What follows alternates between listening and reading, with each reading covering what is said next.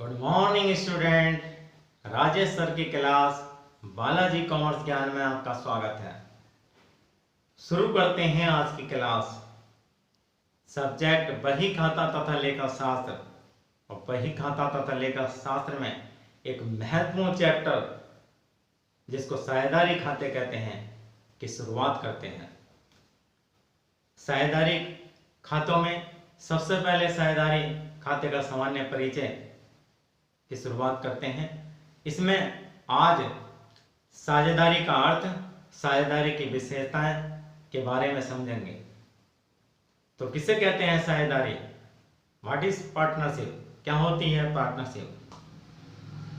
प्यारे बच्चों, जब दो या दो से अधिक व्यक्ति मिलकर किसी व्यवसाय को करते हैं तो उसे साझेदारी कहते हैं। साझेदारी का जन्म एकाकी व्यवसाय की कमियों के कारण हुआ। एकाकी व्यवसाय के बारे में आप जानते हैं, ऐसा व्यवसाय जिसका एक ही मालिक होता है, वही पूंजी लगाता है, वही व्यवसाय का संचालन करता है, वही व्यवसाय से संबंधित सभी निर्णय लेता है और वही व्यवसाय से जो लाभ हानि होता है उसको वहन करता है। अर्थात एकल स्वामित्व वाले व्यवसाय को एकाकी व्यापार कहते हैं और ये सबसे प्राचीन व्यापार है। एकाकी व्यापार के जहां बहुत लाभ है, क्योंकि दुनिया में सबसे ज्यादा एकाकी व्यापारी हैं। आप गली मोहल्ले की दुकानें, फेरी वाले, ठेले वाले, ये जितनी मार्केट में अधिकांश दुकानें, सब ये एकाकी व्यापार का रूप है। एकाकी व्यापार जहां इतना विस्तृत है, एकाकी व्यापार के जहां इतने लाभ हैं, वहां उसकी कुछ सीमाएं हैं। जैसे सीमित पूंजी, सीमित कार्य क्षेत्र, सीमित संसाधन, सीमित प्रबंधकीय व्यवस्था और असीमित उत्तरदायित्व। इन कमियों के कारण साझेदारी व्यवसाय का जन्म हुआ। आप जब व्यवसाय को बड़े स्तर पर करना चाहते हैं तो आपको अधिक पूंजी की आवश्यकता होती है और अधिक प्रबंधकीय योग्यता की आवश्यकता होती है। आप फिर ऐसे व्यक्ति की तलाश करते हैं जिसका भी यही उद्देश्य होता है, वो भी बड़े स्तर पर व्यवसाय करना चाहता है लेकिन उसके पास भी पूंजी कम है। तो ये दोनों लोग मिलकर जब व्यवसाय को करते हैं तो उसे साझेदारी व्यवसाय कहते हैं। इस प्रकार जब कम से कम दो व्यक्ति मिलकर किसी वैधानिक कारोबार को करने का समझौता करते हैं, उसके लाभ हानि को आपस में बांटते हैं, उसका संचालन सबके द्वारा या इनमें से किसी एक के द्वारा होता है, तो उस व्यवसाय को हम साझेदारी व्यवसाय कहते हैं। भारतीय साझेदारी अधिनियम 1932 की धारा 4 में स्पष्ट कहा गया है, साझेदारी उन व्यक्तियों का संबंध है जो किसी ऐसे व्यवसाय के लाभों को बांटने के लिए सहमत हुए हैं जो कि सबके द्वारा या उन सभी की ओर से किसी एक के द्वारा संचालित किया जाता है। इस प्रकार प्यारे बच्चों, इस परिभाषा से स्पष्ट होता है कि जब दो या दो से अधिक व्यक्ति मिलकर किसी वैधानिक व्यवसाय को चलाने के लिए समझौता करते हैं, अनुबंध करते हैं, तो उसे साझेदारी कहते हैं। ऐसे व्यवसाय का संचालन इन सभी साझेदार द्वारा किया जाता है या इनकी ओर से किसी एक के द्वारा किया जाता है और व्यवसाय से संबंधित जो लाभ हानि होता है उसको आपस में बांटते हैं। अब समझते हैं साझेदारी की क्या विशेषताएं होती हैं, साझेदारी के क्या लक्षण होते हैं। प्यारे बच्चों, किसी के भी लक्षण, किसी की विशेषताएं उसके अर्थ, उसकी परिभाषा से ही स्पष्ट हो जाते हैं। जैसे कम से कम 2 व्यक्तियों का होना, साझेदारी की पहली विशेषता क्या है कि कम से कम 2 व्यक्तियों का होना। इसमें कम से कम 2 व्यक्तियों का होना आवश्यक होता है, एक व्यक्ति की साझेदारी नहीं हो सकती। लेकिन अधिकतम बैंकिंग व्यवसाय में 10 और सामान्य व्यवसाय में 20।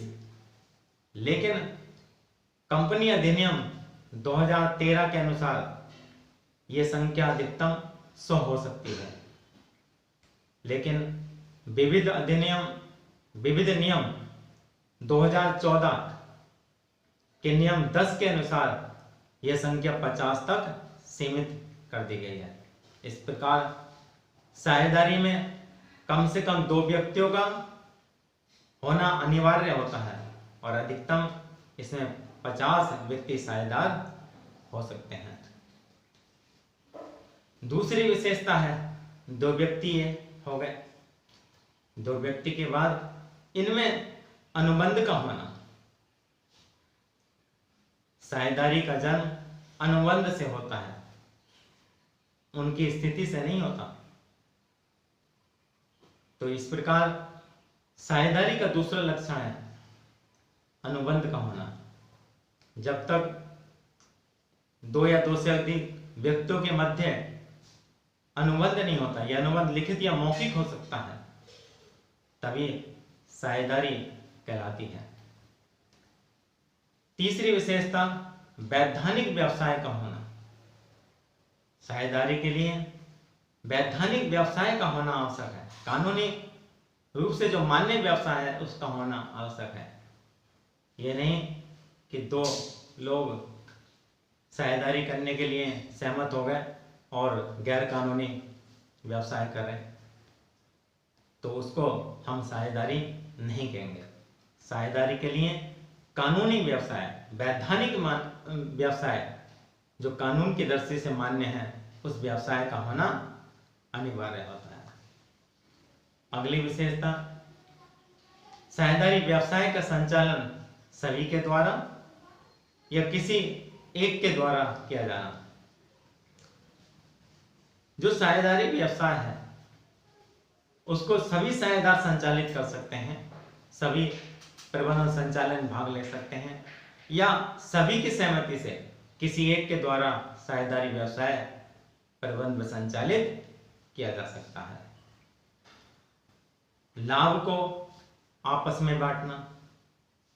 जो साझेदारी व्यवसाय से लाभ होता है, जो हानि होती है, उसको आपस में बांटा जाता है। भले ही किसी साझेदार ने कितना पैसा लगाया है, या किसी ने कम लगाया है, या किसी ने नहीं लगाया, वो भी साझेदार हो सकता है, उसे भी साझेदारी व्यवसाय में लाभ में हिस्सा पाने का अधिकार है। और ये लाभ समझौते के आधार पर बांटा जाता है। अगर समझौते में लाभ का निर्णय नहीं है, समझौता नहीं बनाएगा, लिखित समझौता नहीं किया, साझेदारी संलेख नहीं बनाएगा, तो साझेदारी के लाभ को बराबर बांटा जाता है। जितने साझेदार होते हैं उनमें समय बराबर लाभ पाने का अधिकार होता है। प्रत्येक साझेदार फर्म का मालिक व एजेंट होता है। प्रत्येक साझेदार को फर्म में हिस्सा पाने का अधिकार होता है। प्रत्येक साझेदार फर्म का एजेंट भी होता है। किसी साझेदार द्वारा किया गया कार्य सभी साझेदार द्वारा किया गया कार्य माना जाता है। इसलिए साझेदारी व्यवसाय में प्रत्येक साझेदार साझेदारी संस्था का मालिक व एजेंट होता है। साझेदारी संस्था का एक निश्चित नाम।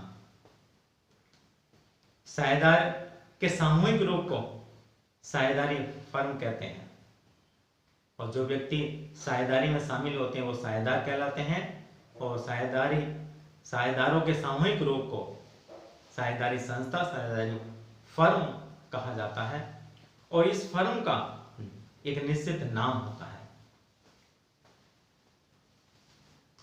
हित का हस्तांतरण, साझेदारी संस्था में हित का हस्तांतरण नहीं किया जा सकता, लेकिन साझेदारों की सहमति से, सभी साझेदारों की सहमति से हित का हस्तांतरण किया जा सकता है।